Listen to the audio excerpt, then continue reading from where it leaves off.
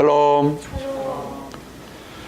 우리가 기적이라는 단어를 사전에 찾아보면 아마 정의가 되어 있을 겁니다. 근데 그냥 일반적으로 기적이라는 것을 성하면 이렇게도 설명할 수 있을 겁니다. 우리가 계산하거나 경험적으로, 과학적으로 반복되지 않는 우연의 일치가 아닌 정말 어떤 특별한 존재에서 행할 수만 일이라는 것들이 우리가 기적이 아닐까 생각합니다. 그런 기적들이 성경에는 참으로 많이 기록되어 있습니다. 그리고 오늘 나와 여러분이 그렇게 특별하게 우연의 일치가 아닌 정말 특별한 존재, 우리가 얘기하는 하나님이 특별한 사람들에게 임했던 기적이 과연 우리에게도 임할 것인지, 그러게 만약에 임한다면 어떻게 우리는 준비해야 될 것인지, 어떻게 축복받을 것인지 한번 증거해보고 도전받는 시간 갖기를 원합니다. 첫 번째 우리가 알아야 될 것은 뭐냐면 세상에는 가능한 것과 불가능한 것이 있습니다. 근데 판단 기준이 뭐냐면 우리일 겁니다. 사람일 겁니다. 이것은 가능하다, 불가능하다는 것은 그건 사람일 겁니다. 어떤 사람에게는 MIT 오는 것 자체가 불가능할 수 있고 어떤 사람에게는 가능할 수 있습니다. 그 사람의 능력에 따라 달라서 가능, 불가능이 바뀔 수 있습니다.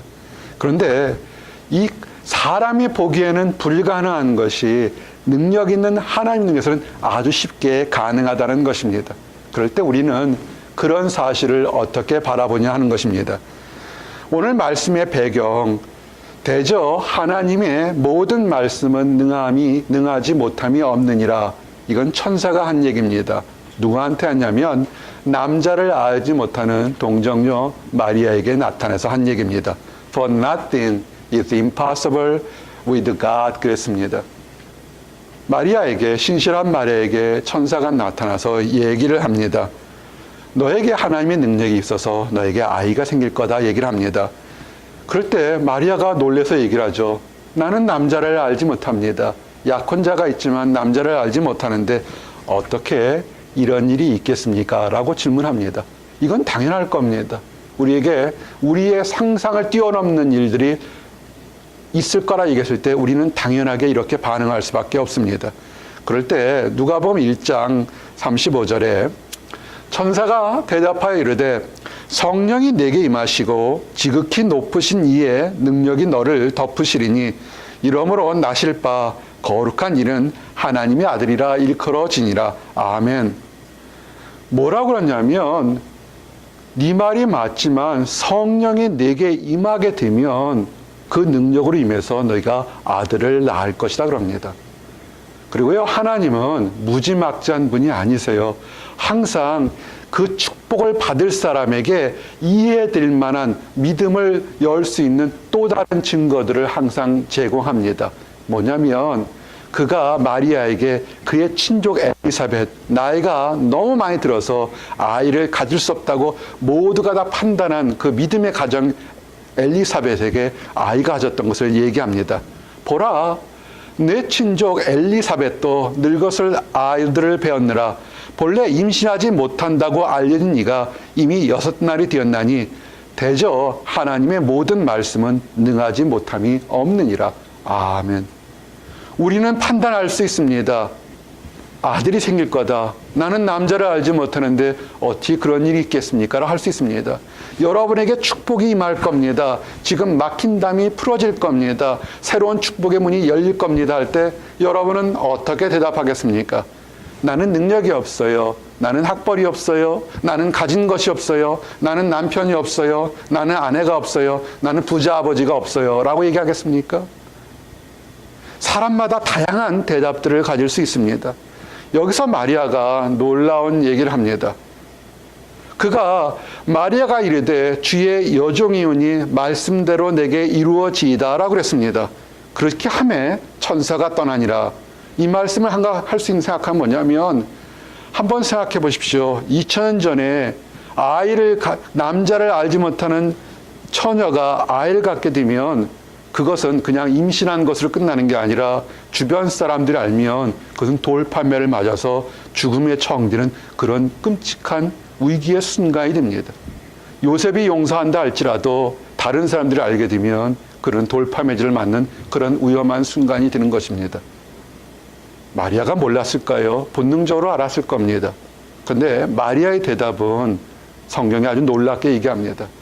하나님께서 나같이 부족한 종에게 하나님의 성령의 능력을 임하시겠다 그러면 눈에 보이는 오해나 편견이나 위험이나 모든 것도 하나님이 알아서 담당하실 거니까 나는 주의 종이오니 주의 말씀대로 내게 이루어지도록 나는 순종하겠습니다라는 겁니다. 여러분 순종하십니까?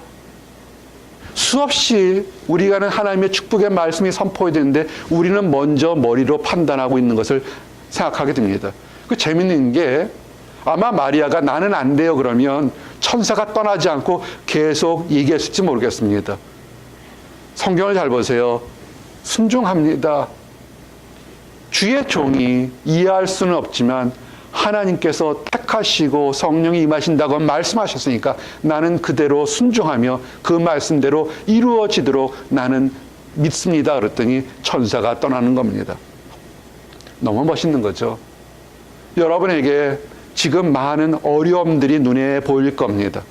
직장을 갖는 거, 비자가 바뀌는 거, 남편과 아내를 찾는 거, 또는 돈을 모으는 거, 건강이나 다른 많은 것들이 우리 눈에는 힘들고 어려운 것들이 많을 겁니다. 그러나 하나님이 여러분을 부르셨을 때는 이유가 있을 겁니다. 우리가 할 수 있는 대답은 뭐냐면 하나님께서 내게 이런 것을 주신 것은 하나님 뜻이 있을 테니까 순종합니다. 하나님 더 좋은 것으로 인도해 주십시오. 이런 고백이 더 맞을 거라 봅니다. 이것이 우리가 알고 있는 마리아가 하나님 앞에 순종함을 위해서 인류 역사상 하나님의 아들이 인간의 모습으로 이 땅에 와서 사역을 시작할 수 있는 축복의 문이 열린 것입니다. 한 사람의 순종, 한 사람의 잘 알지는 못하지만 하나님의 말씀대로 되리라는 순종이 많은 사람들의 축복의 문이 열린 것입니다.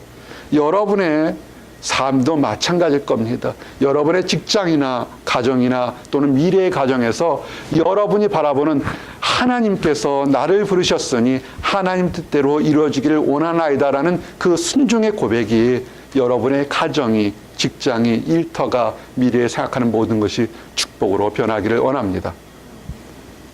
우리가 이럴 때 하나님께서 못하시는 것, 불가능이 없었던 것이 뭐냐면 죄를 사해 줄 수 있다는 것입니다. 병 고치는 능력과 사람의 죄를 사해 주는 것에 중에서 어떤 것이 더 크겠습니까? 병은 아주 유명한 의사들도 고칠 수 있는 것입니다. 그러나 사람의 죄는 사람이 고칠 수가 없습니다. 특별히 사람의 죄를 용서하는 것과 죄 후에 우리가 이 땅 삶의 이 사후의 삶, 영생에 이르게 하는 것은 사람들이 할 수가 없습니다. 한번 생각해 보세요. 여러분이 그냥 생물체로서 이렇게 살다가 죽으면 여러분에게 무슨 가치가 있을까요?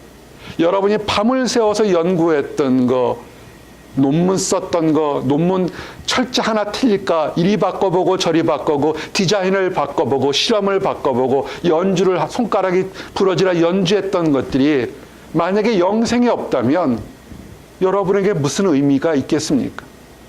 지금 초조하고 고민하는 것들이 아무 의미가 없어요. 근데 하나님을 모른다고 하는 사람들도 뭔가 쫓겨서 열심히 합니다.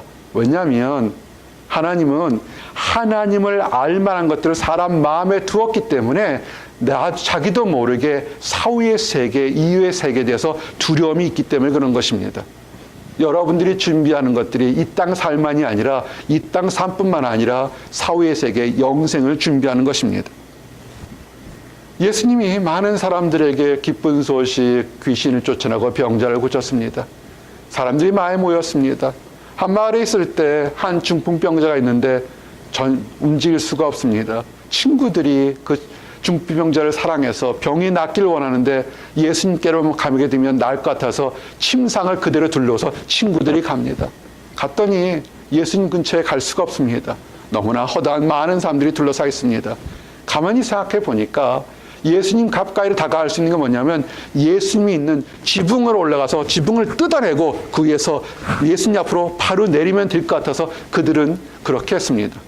생각해 보세요. 예수님께서 말씀을 전하고 축복을 하며 병자를 고치고 있는데 갑자기 지붕이 그 뜯어지면서 위에서 사람이 뚝 내려오면 얼마나 놀랐겠습니까?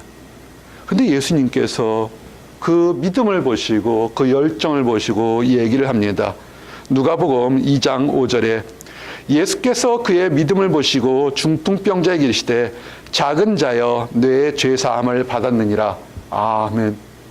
그랬더니 그 앞에서 예수님 말씀하는 걸 듣고 있던 서기관이나 바리새인들이 다 듣고 있었지만 마음속에 의문과 분노가 막싹 트입니다. 어떻게 이 사람이 누구길래 병을 고치는 것뿐만 아니라 죄 사함까지도 선포할 수 있는가? 어떤 게 더 크겠습니까? 병 고치는 능력과 죄 사함의 능력. 당연히 병 고치는 건 작은 거고 죄 사하는 능력이 큰 겁니다. 예수께서 얘기합니다. 그들은 서기관들이 이는 신성모독이다. 하나님 한 분 외에는 죄를 사할 능력이 없는데 내가 어떻게 하느냐 할 때 사실은 자기도 알지 못하게 서기관이 얘기했던 그 말이 진리가 되는 거예요. 하나님 한 분밖에는 할 수 없는 죄사함을 지금 예수님이 죄사함을 한다면 예수님의 실체는 무엇인지 우리가 짐작할 수 있는 것입니다. 예수님께서 얘기하시죠. 화를 내지 않습니다. 그 마음속에 있는 것을 다 알고 계시기 때문에 그들이 속으로 이렇게 생각하는 줄을 예수께서 곧 중심에 아시고 이르시되 어찌하여 이것을 마음에 생각하느냐 중풍병자에게 뇌사함을 받았느니라 하는 말과 일어나 뇌상을 가지고 걸어가는 말 중에 어떤 것이 있겠느냐 그러나 인자가 땅에서 죄를 사하는 권세가 있는 줄을 너희로 알게 하노라 하시고 중풍병자에게 말씀하시되 내가 네게 이르노니 뇌상을 가지고 집으로 가라 하시니 아멘. 우리가 예수님을 믿고 따르는 것이 뭐냐면 예수님 안에서 어떤 물질이나 환경의 축복뿐만 아니라 사람이 도저히 할 수 없는 이 서기관이 고백한 것처럼 악한 서기관이 고백한 것처럼 사람의 죄를 사해 주는 것은 오직 한 분, 하나님 한 분밖에 없는데 어떻게 하느냐 그것을 증거하기 위해서 지금 나왔던 것입니다. 예수님이 기적을 행하시는 것이 뭡니까? 사람이 할 수 없는 죄 용서할 수 있는 것입니다. 기적 두 가지. 사람의 판단으로 할 수 없지만 하나님의 판단을 할 수 있는 무수히 많은 것들에게 우리가 할 수 있는 것은 주의 뜻대로 되기를 원하나이다는 것과 하나는 죄 사함을 할 수 있는 것. 죄 사함을 하게 되면 뭐가 될까요? 여러분이 죄 용서를 받았습니까? 죄 용서를 받았다고 믿으십니까? 그러면 여러분 어디 가시는 줄 아십니까? 여러분은 이 땅의 삶 짧게 길게 앞으로 70년, 80년 조금 더 살지도 모르겠지만 더 빨리 갈 수도 있겠지만 우리가 갈 곳이 하나 있습니다. 그것은 천국입니다. 인류 역사상 수천 년의 사람들은 천국에 들어가려고 노력을 했습니다. 돈이 많으면 천국에 들어갈까? 권력이 많으면 또는 유명해지면 천국에 들어갈까? 그럴 때 예수님은 그렇게 말씀하시지 않았었습니다. 이르시되 무릇 사람이 할 수 없는 것을 하나님은 하실 수 있느니라. 아멘. 누가복음 18장 27절 이렇게 했는데 그 배경은 뭐냐면 어느 돈 많은 사람들이 와서 이 돈이 많아서 내가 천국 갈 수 있을까 할 때 아니다. 뭐라고 했냐면 재물이 있는 자는 하나님 나라에 들어갈 수 없다. 낙타가 바늘기로 들어가는 것이 부자가 하나님 나라에 들어가는 것보다 쉬운 일 하시니 듣는 자들 이르되 그런즉 누가 구원을 얻을 수 있으리까? 이르시되 무릇 사람이 할 수 없는 것을 하나님은 하실 수 있느니라. 아멘. 여러분이 우리가 올바른 교리와 믿음인지 가짜인지 알 수 있는 게 뭐냐면 무엇을 바쳐라, 무엇을 드려라, 무엇을 행동해라, 어떤 교육을 받으면 천국에 들어가는 자격을 얻을 거라고 수없이 많은 가짜들은 얘기를 합니다. 그것이 천국에 들어갈 수 있는 티켓을 살 수 있을까요? 부자가 나는 돈이 많으니까 천국에 들어가는 티켓을 살 수 있을 거라고 믿는데 예수님 뭐라냐면 아니다. 그것은 낙타가 작은 바늘귀에 들어가는 것처럼 임파서블하다는 것입니다. 그런데 수천 년 동안 사이비들과 가짜들은 속이고 있어요. 열심히 노력하면 무엇을 하면 천국에 들어갈 거다. 천국은요 우리의 능력으로 들어가는 것이 아니라 하나님의 뜻으로 들어가는 것입니다. 하나님만이 하실 수 있는 것입니다. 죄 용서하는 것과 천국 가는 건 하나님만이 하실 수 있는 것입니다. 만약에 이것을 얻었다면 우리의 삶은 엄청 기뻐할 수밖에 없는 것입니다. 제자들이 이 얘기를 듣고서 버뜩 놀랐어요. 어떻게 그러면 저 부자도 천국을 가지 못한다면 베드로가 얘기했습니다. 베드로가 대답하여 이르시되 보소서 우리가 모든 것을 버리고 주를 따라 싸운즉 그런즉 우리가 무엇을 얻으리까? 아니 부자도 못 들어갔는데 나는 가난하지만 주님 쫓아겠다고 내 배도 버리고 다른 것도 다 버렸는데 그럼 나도 못 갑니까? 아니 나는 들어가면 무엇을 얻겠습니까? 나와 여러분이 동일한 질문일 겁니다. 세상에 즐거운 것이 참 많고 유혹도 많은데 하나님을 믿는 가운데서 남보다 1시간 일찍 일어나서 예배를 드리고 천국이 있고 우리 주님을 예수님을 믿는 우리들에게는 무슨 상급이 있겠습니까? 베드로가 질문한 겁니다. 가짜들은 또 속여요. 무엇을 많이 하게 되면 너희들이 천국을 들어갈 거라는데 예수님은 뭐라고 그러냐면 마태복음 19장 28절에서 30절에 예수께서 이르시되 내가 진실로 너에게 이르노니 세상이 새롭게 되어 인자가 자기 영광의 보좌를 앉을 때 나를 따른 너희도 12보좌에 앉아 이스라엘의 12지파를 심판이라.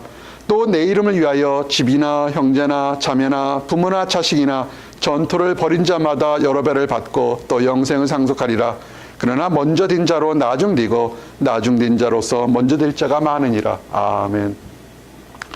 하나님을 믿음으로 내 이득이나 특권을 내려놓는 사람에게 하나님은 상상을 초월할 수 없는 하나님의 축복을 예비해 놓았다는 것입니다. 12지파를 다스리는 것처럼 하나님은 그에게 축복의 능력을 준다는 것입니다. 근데 또 하나 의미심장한 말씀을 예수님이 하십니다. 먼저 된 자가 나중되고 나중된 자가 먼저 된다는 것이 뭐냐면 그저 생물학적으로 내가 예수를 누구보다 오래 먼저 알았다고 그 사람이 오래된 축복을 받는 것이 아니라 얼마나 열심으로 얼마나 진지하게 얼마나 순수하게 예수님을 믿느냐에 따라 달라질 수 있다는 것입니다. 교회 문턱을 10년 20년 아무 의미 없이 밟는 것이 아니라 단 하루를 믿더라도 예수님이 나의 주님이라고 고백하는 그 사람에게 하나님의 축복이 있다는 것입니다. 여러분 이것이 기적인 것입니다.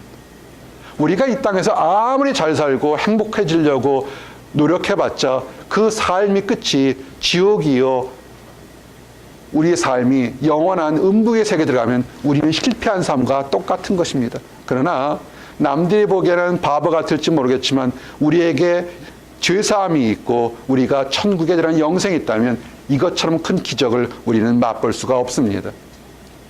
속지 마십시오. 히브리서 10장 4절 말씀처럼 이는 황수와 염소의 피가 능히 죄를 없이 하지 못함이라. 아멘. 많은 사람들은 눈에 뭔가 보이는 것으로 내 죄를 용서받고 내가 새롭게 되고 내가 축복받을 거라 생각합니다. 잘못한 사람들이 있어요. 거룩하게 사는 사람도 있지만 사람들 보기에 자기 자신 보기에 하나님 보시기에 부끄러운 일을 하는 사람들이 있습니다. 그래서 죄책감이 있으니까 어떻게 하면 죄 용서를 받을까 하다가 그들이 제사를 지냅니다. 짐승을 죽이죠. 돈이 많은 사람은 황소를 죽여요. 황소값 비싸지 않습니까? 황소를 죽여서 그 피를 드리면서 내가 이렇게 죽어야 되겠지만 이 황소의 죽은 피로서 내 죄를 용서해달라고 그럽니다.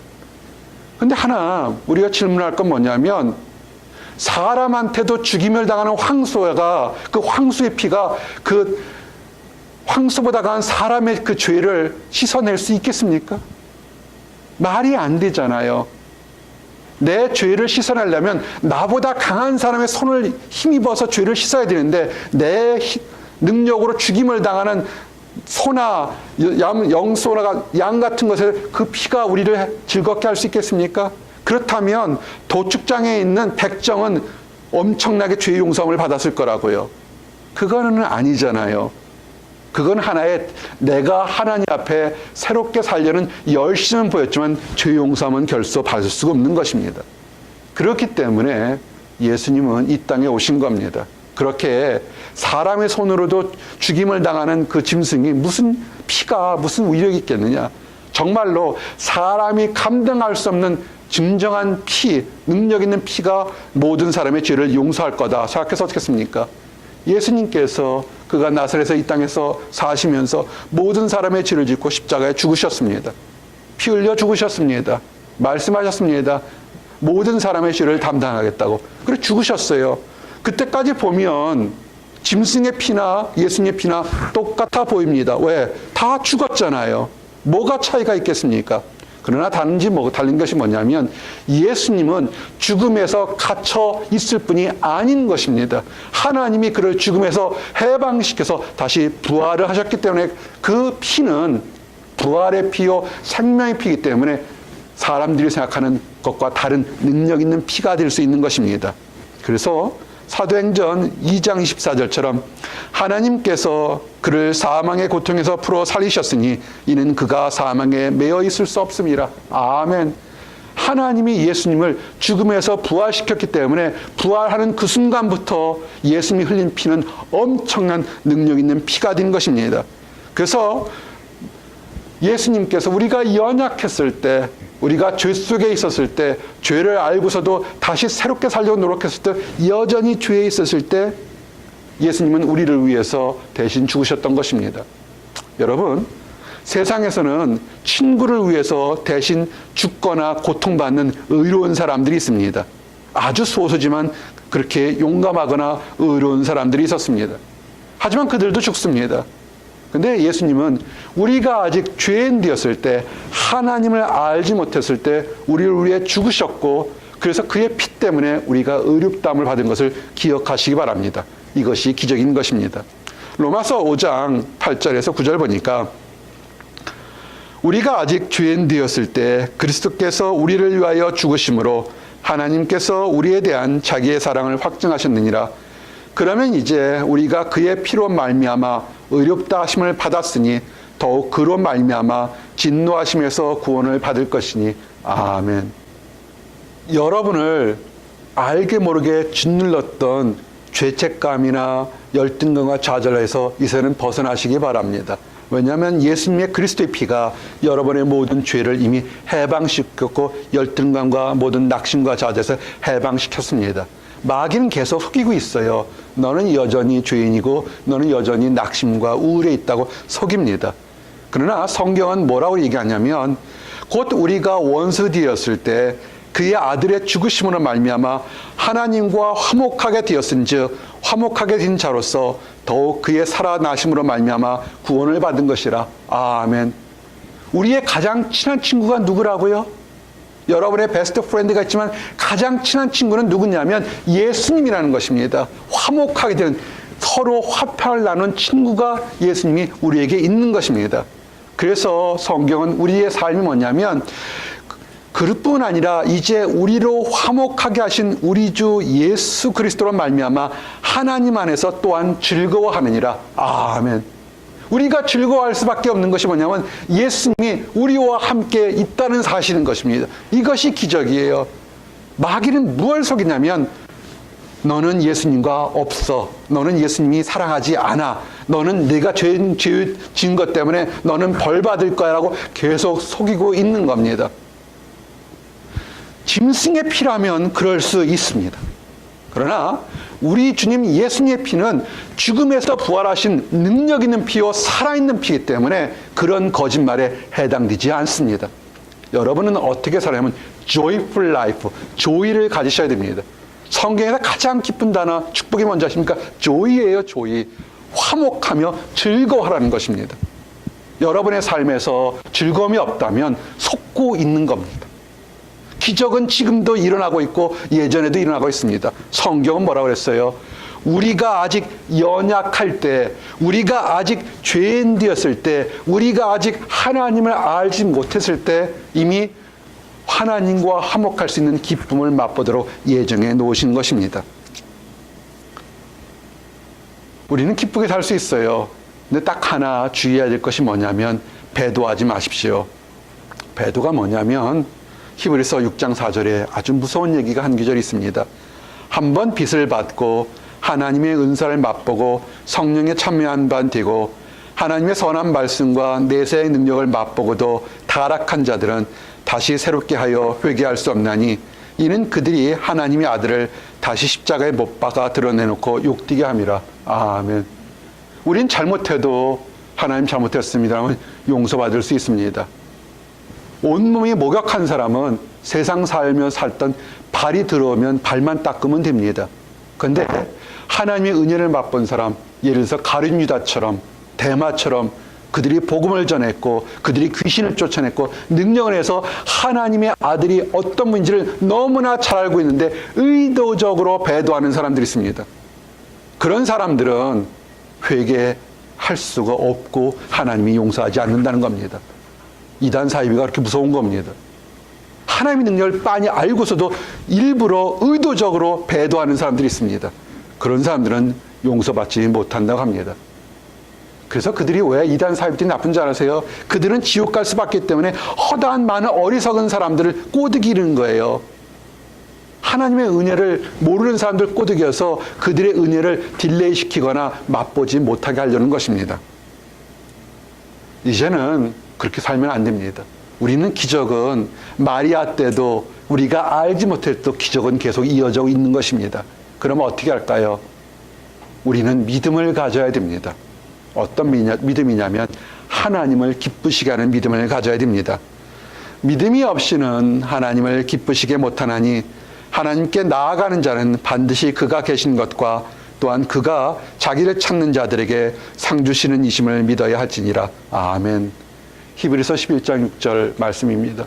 말씀을 준비하면서 이 말씀이 엄청난 도전과 축복으로 이 작은 목자에게도 다가왔습니다. 하나님은 여러분에게 상 주시기를 원합니다. 하나님은 여러분에게 기쁨과 평화를 주기를 원합니다.